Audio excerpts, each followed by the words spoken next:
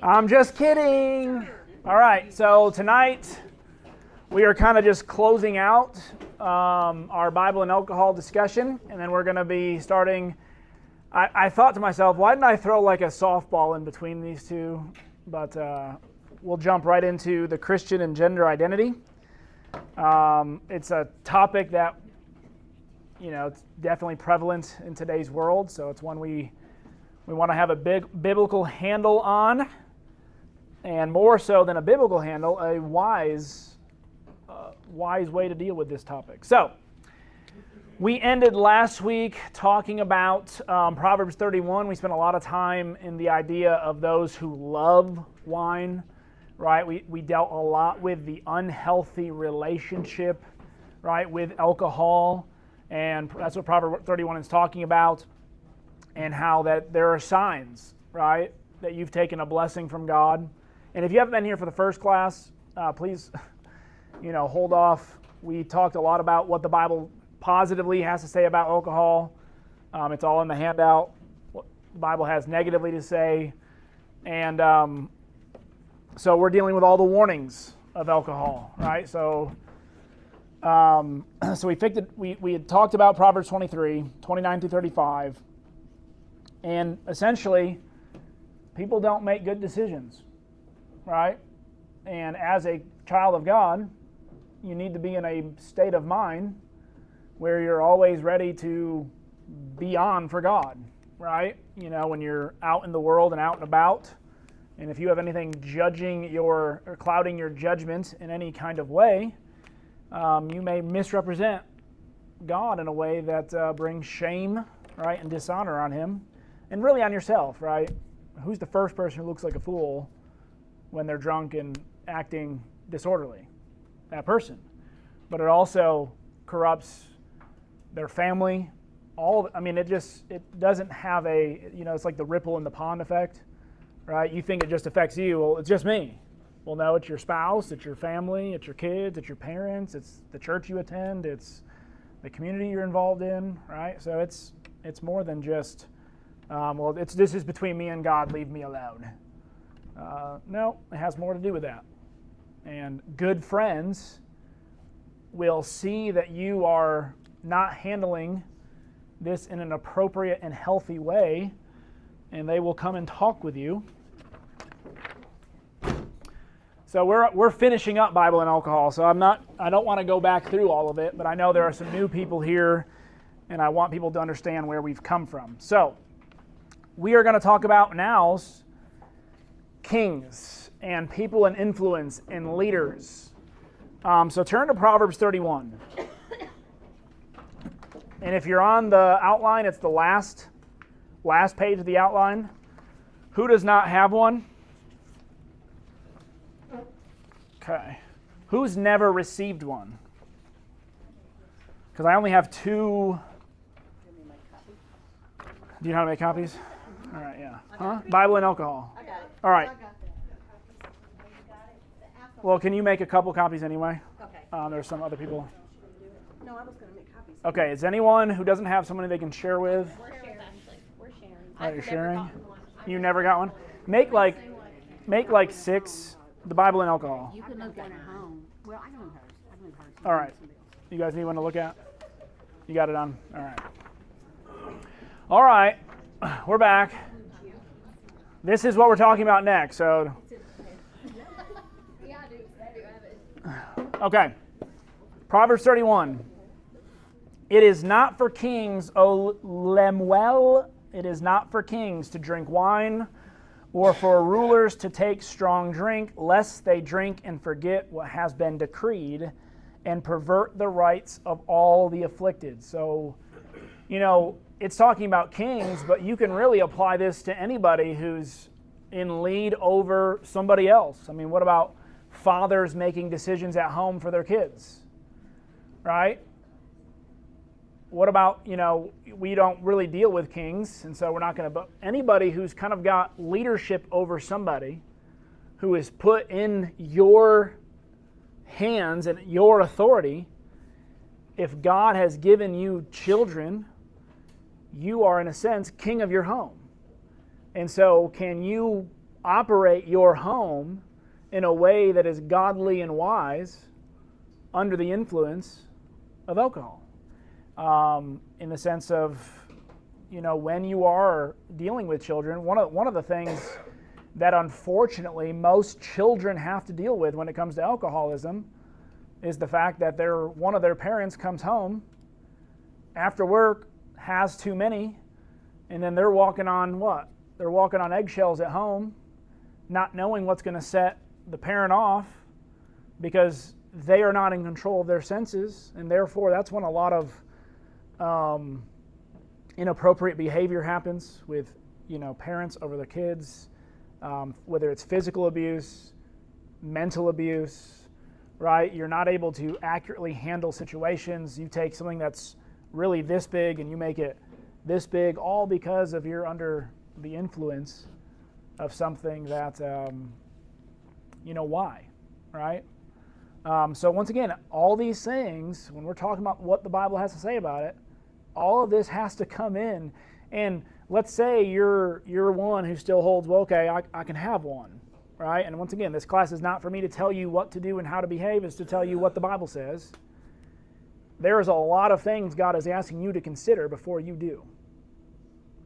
And there are certain situations when you are at home that you ought not even be thinking about the stuff because you have people in your care that are wholly dependent on you to take care of them, to watch out for them, to be spiritually there for them, mentally there for them. And can you do it both? I'd say one of the reasons why the Bible has kings, why? Lest they forget what has been decreed, lest they make bad judgments, bad rulings under something that is. Priests, Leviticus 10:9, I'm not going to read that. Priests were never to drink before the tent of meeting.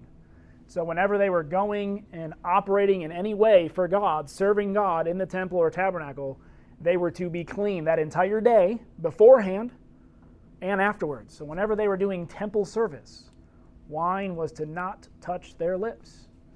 So obviously as you're working for God, right, you want to be clear.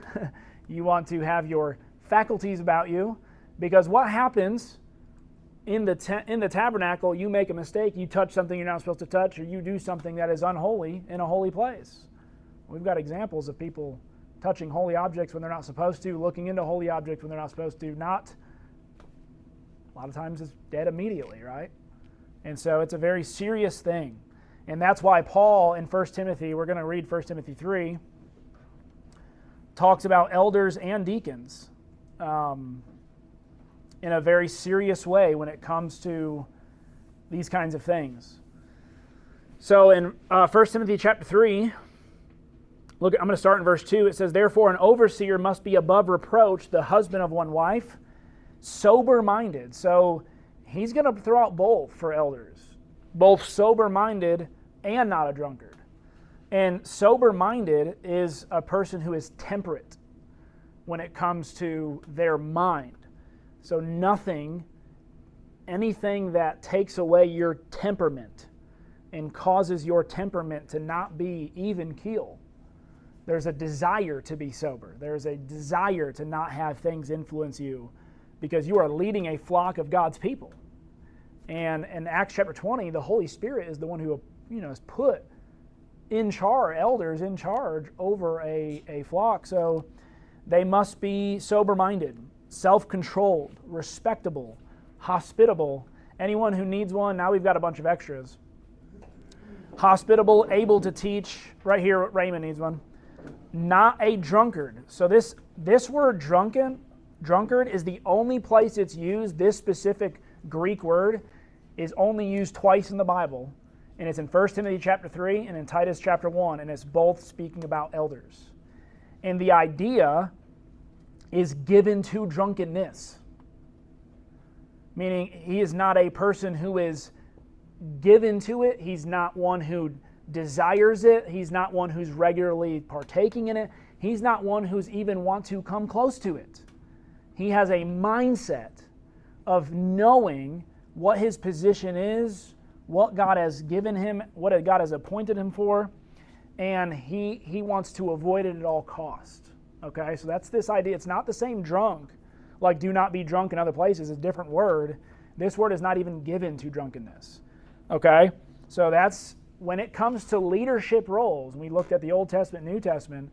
God is much more strict, much more stringent on elders, deacons, priests, kings, because you've got decisions to make. You've got work to do for God, and therefore you need to be in complete control of your faculties.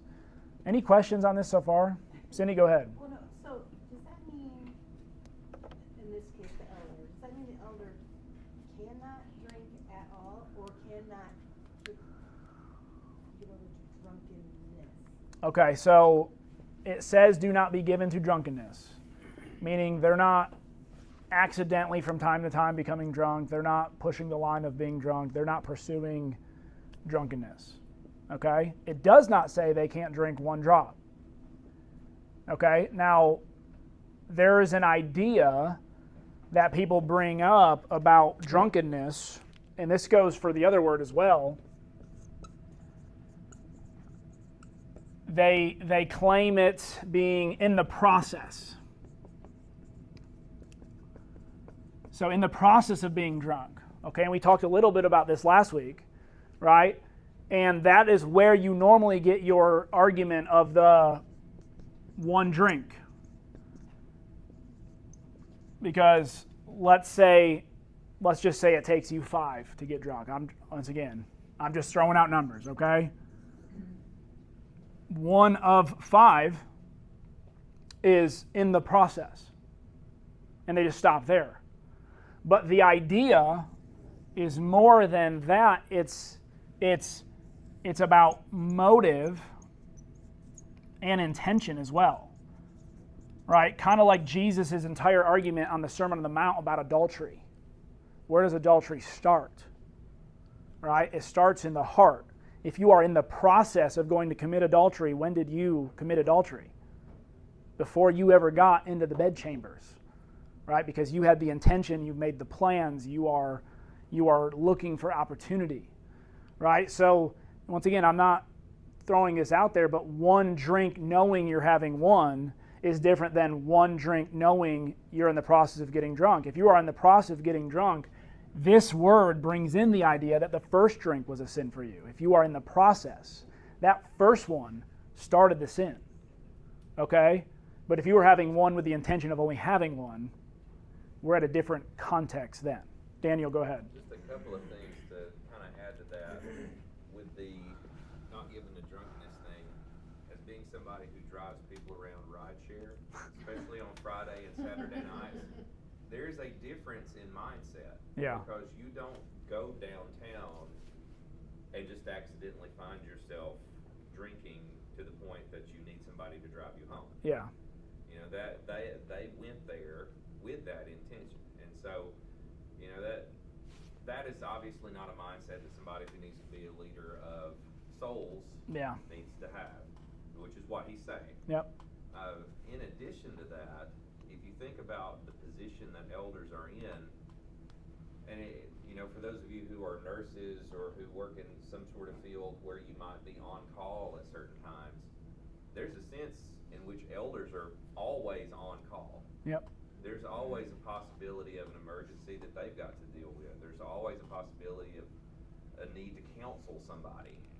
And so if you're somebody who is periodically finding yourself incapacitated and then suddenly somebody's in need, then that's going to mess things up for you. Yeah.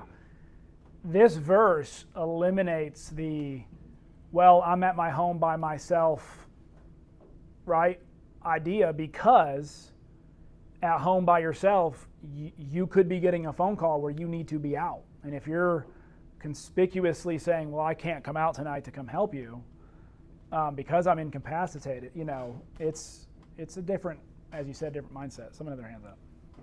So I mean, taking away not, obviously the spiritual aspect is the most important, but taking that kind of out of the picture, you have to think like, what it can do to the body. So even on a selfish manner, if you're not thinking about the outwardly, your children, your family,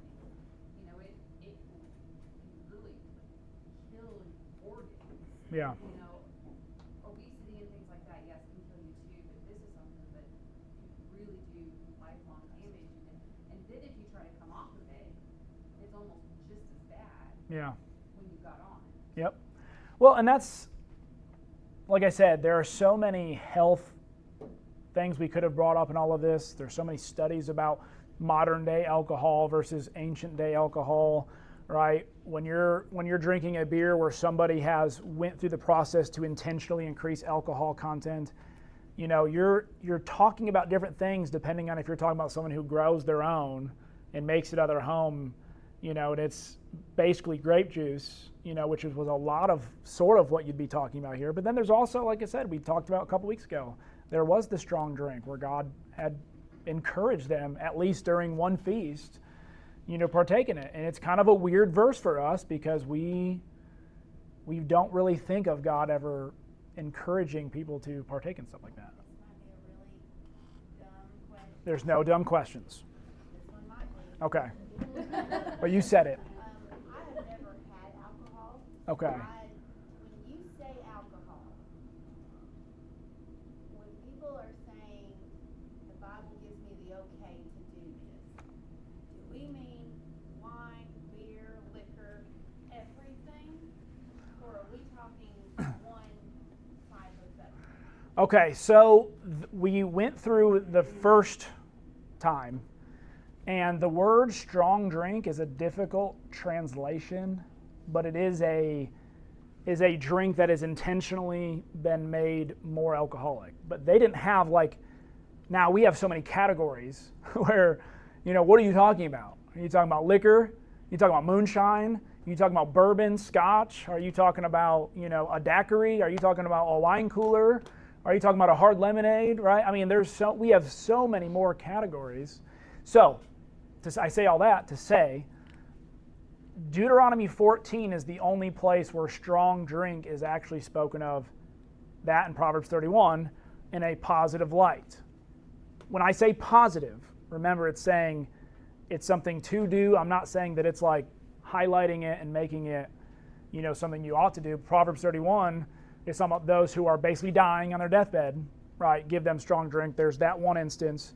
And then in Deuteronomy chapter 14, which we read last time, where there was one of the feasts where God said, sell your new wine that you just harvested, go buy fermented wine and strong drink and drink it. And then there were times it would say strong drink, you know, offering it up to God and so like, why is God asking them to offer something if they don't have access to it, if they're not making it, if it's not available? Why is he allowing that to be one of the offerings that is able to be made? So people will play hard and fast, you know, with that. Now, I bet you we have a process of making strong drink that blows the Old Testament idea of strong drink out of the water. Really takes all the water out of it, you know. It's mostly alcohol. How long you been hanging on to that one? It just like a moment of wisdom. Actually, it was accidental wisdom. You were like, it took 3 weeks.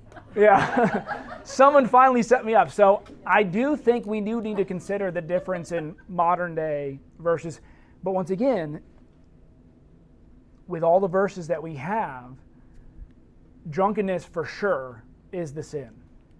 So if there's something you're drinking out there that you drink, you know, one finger length worth and you're drunk, you've gone beyond, right?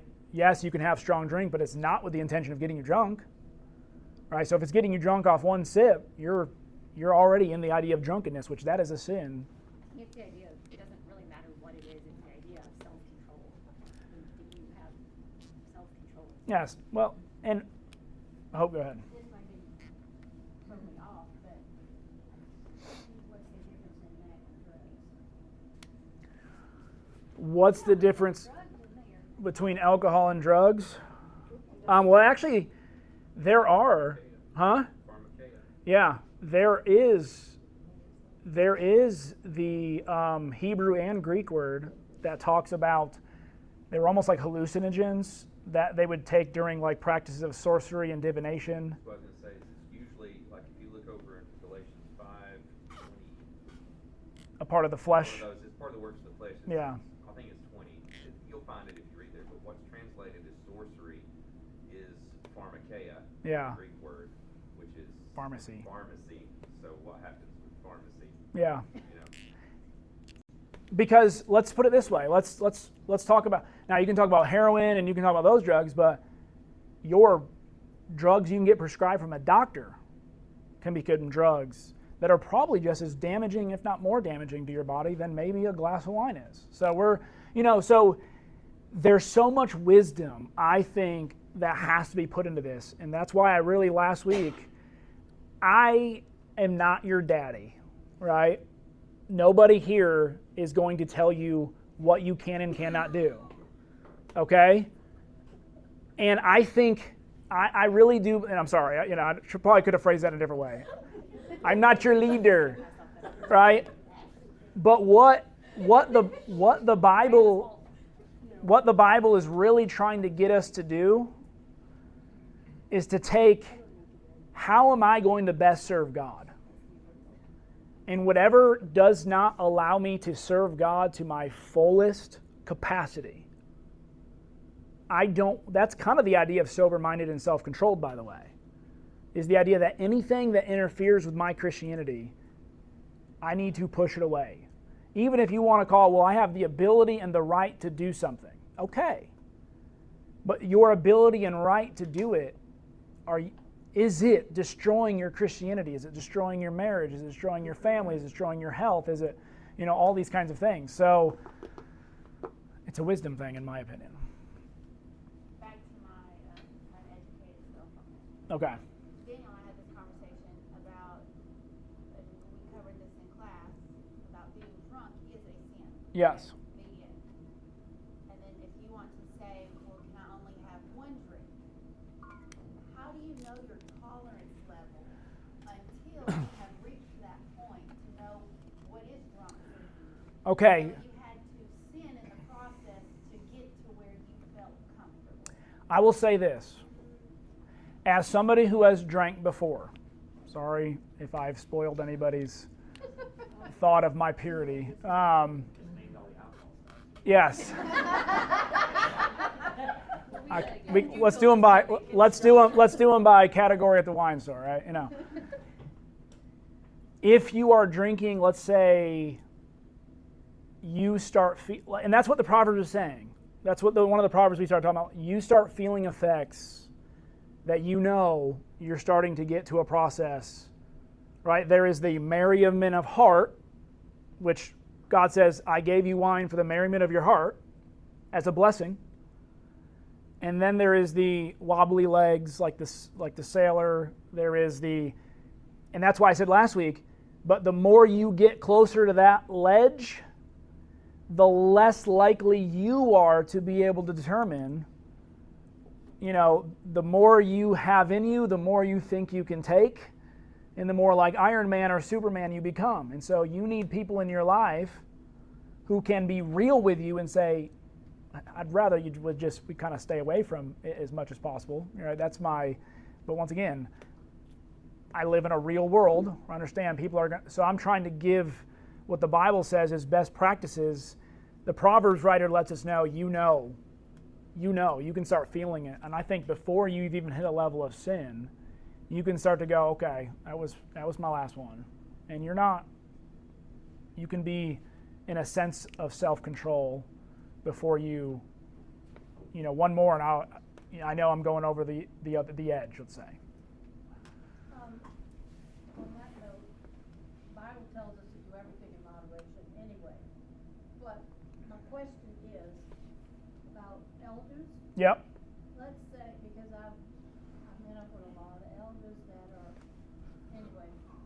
So, well, my question is, when you have someone who you think is going to be in that position, let's say this person was an alcoholic at some point in his life, but now he is clean. Is he eligible? So I think it's in. So let me look real quick. We all sinned and been forgiven, so. So we're looking at a present tense we're talking about someone who is in the current state of, I don't think it's someone who struggles with it in the sense of like, that's a struggling with it can be this big. Like there are people who haven't touched alcohol for 30 years, but they'd still always consider themselves an alcoholic because they realize if they have one, more are going to follow. Yeah. And I know people who know that. Yeah, it's like smoking. But to me, they have mastered the not given to drunkenness, mastered the self-control, and mastered the sober-mindedness. Even not even being an elder, for themselves have made up in their mind, they have a level, in my opinion, of wisdom and self-control that I would love to see in an elder. Someone who knows their limits and knows I can't even be near that, because they will be good guides for those who are under their guidance to say, hey, I've got stuff in my life that I know I can't go there. The guys you see tripping out, that'll be me if I go. They know themselves. That's what self-control to me is. That's what's not. But I think that not a drunkard is someone who is currently in a state of, they find themselves in this position, even on a handful of times. I think your eligibility is dwindling. Does that also pertain to deacons? So let's look at the deacons. So deacons likewise must be dignified, not double-tongued, not addicted to much wine. And this is a whole different,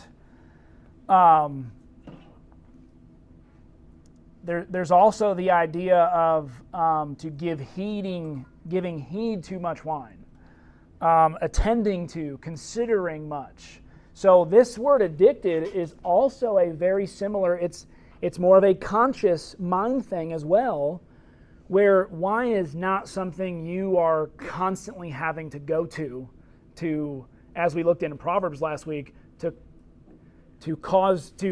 fix your sorrow, to fix your woe, to fix your pains, to fix your bad days.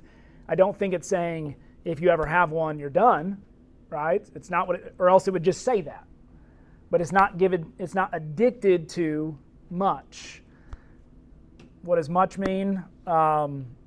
It's in a respect to something word. I mean, it's a word that has a context behind it, right? So addicted to much, meaning you're not constantly having to go to it. That's what I think deacons also have. There's this idea, because if drunkenness is a sin, then obviously what? It's wrong for everybody. So why is this special attention given to elders and deacons, of where everyone else just kind of has this general, but you have let's say a level up of where you have to be a little more cautious? Because I'll tell you, an elder drunk once will ruin the reputation of a church, no matter if it's a one time in 10 years. A deacon drunk once, right, in a context, you are in a position where I would even put preachers in here. Casey, I think one thing about it is your influence. Yeah. I personally don't think it's wrong to have a drink. Yep. Of course, it's a sin to be drunk.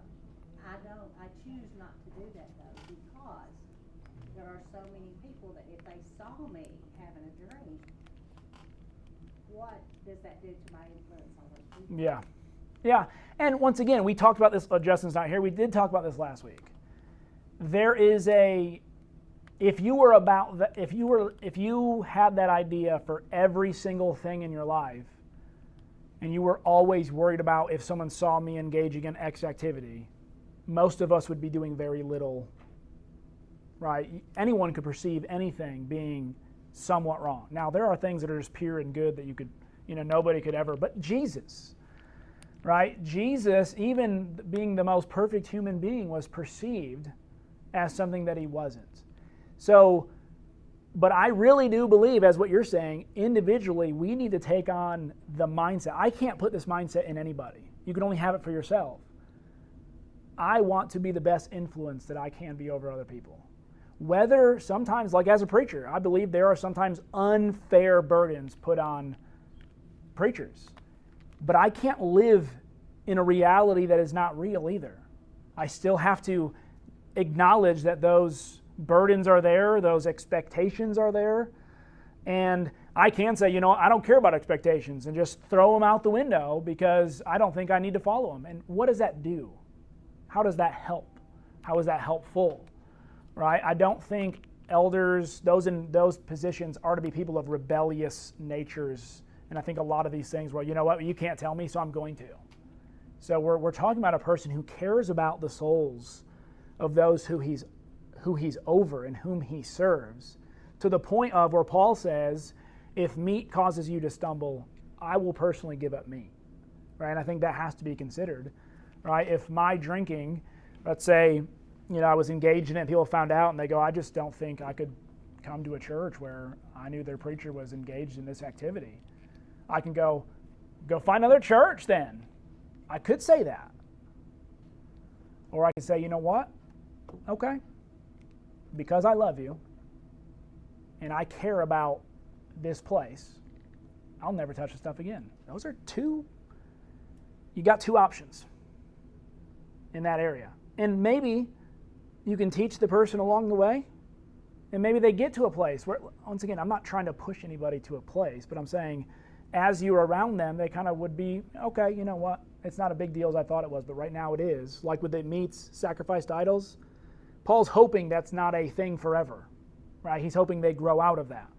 But while they're dealing with that, Paul says, I'm not going to be the one who throws that out in front of you. Joy, and then Daniel, and then Cindy. I think as Christians, we need to always remember 1 Corinthians 6:19 says that our body is the temple of the Holy Spirit. Yep. And be aware of why we are putting what we're putting in our body. Yep. No, and that goes with anything. There are people who take that so seriously that when they have surgeries, they won't take certain pain medicine after it because they know what, a Vicodin, that's the right one, right? Okay, Vicodin, yeah. Or some kind of opiate, what it's going to do to them, and how they could become addicted to it. So they'll deal with the pain rather than take that because they know the influence that could have over their minds. Things that doctors made, right? So it's a discussion we got to have even about food, right? What food are you putting in your body that's slowly killing you? Right? So once again, and I don't want to dismiss the alcohol thing, but we do need to have a holistic approach to a lot of these things. Daniel, then Cindy. Just going to throw out there that it's true in this, but I think in a lot of other things where maybe the line is not quite as clean as we would like for it to be. Yeah. That there is a difference in the mindset of a person asking, can I versus should I? Yeah. And it's a very subtle difference, but it's like what you mentioned ago, what Paul talks about with meat sacrificed to idols and things like that. Can they eat it? Yes. In certain contexts, though, should they? Yeah. No. And I think that's kind of what applies right here, because as you've said in the past, really, as much as we like to demonize alcohol, it is a substance that it's a consequence of the world that God created. It happens naturally because of organisms that God created that produce it. And he knew they'd be there. They weren't like a surprise. It's the part of their respiration process. So, and there are positive uses even medically. Yeah. And things like that. But again, whether it's this, whether it's the food sacrifice, whatever it happens to be, and I think this is where the elders thing comes back into play right here too, is there's can I, and you can approach the Bible and find a lot of things that you can do. Yeah. But should I? Yeah, and there's a verse, and we're going to kind of get to that. How much time do I have left? And once again, you can go all these other. I've got a lot of other verses out there. But one of the things I want to talk about is 1 Corinthians 6:12. All things are lawful, but not all things are profitable. And Paul is speaking, once again, in a context. And when he says all, obviously there's a context to all, because there are things he knows that are not good. So like adultery is obviously not a part of the all. There's a all that can be considered in the context. Is it the first bell or second? Okay. So, because we got to finish tonight. I mean, but not all things are helpful, or not all things are profitable. And so we have to consider that. Habakkuk 2:15 talks about alcohol being used to manipulate others. So alcohol, we got to understand, and I talked a little bit about this last week, you hang out in certain places and certain crowds, you know, and if you got people who are influencing you and trying to get you to peer pressure to do something, why are they trying to get you to do this stuff? You want to avoid those kinds of people. That's what the proverb says, don't just not be drunk, avoid drunkards. Right? Don't just, it's not like, well, I was hanging out in the place, but I wasn't drinking. That's just almost, in one sense, the fact that you have your full faculties and choosing to be at places like that is almost more, I'm going to say retarded, in the context of unwise, stupid, than if you're had a couple and go out because you don't have the right frame of mind, right? Anyway. Okay. We talked about elders. They have deacons, I would even say preachers. I would even say if you're going to consider yourself as a leader in a church that you serve at, these same kind of rules start applying, becoming... What the Bible is doing is taking a lot of the context in which we normally say, okay, well, I can, but you shouldn't hear, you shouldn't hear, you shouldn't hear, you shouldn't hear, you shouldn't hear, you shouldn't in this situation. So there becomes minimal situations where it seems appropriate to engage. I'm not saying there's none, but there's minimal context in which the Bible's kind of giving you, okay, if you want to, here's what you should consider, and those times start dwindling down to a very small gap. But we're not just talking about leaders. I mean, all Christians. Oh yes, yeah. I was just saying for here, elders they kind of get a special attention. Kings get special attention. Priests get special attention. There is the do not be drunk. There is the be careful of wine. There is all these things that are out there for everybody. But then it seems like leaders ought to have like this constantly as something that's going in their mind, as something that they realize, they're in this position. They can't even be accused of it, right? They don't even want to be accused of stuff like that, okay? Not that they can't be accused, because you'd be falsely accused of anything, but anyway. All right, so I want to talk about Romans 14, and I want to end there. It's a positive and a negative passage in a sense, where it talks about some who think you can drink and eat, some who think you can't. But the kingdom of God is not eating and drinking, meaning it's not a thing in a sense. But if it causes other people to stumble, all these kinds of things have to be considered. But we should not be binding. Let's say someone's, what, I think I can have one occasionally.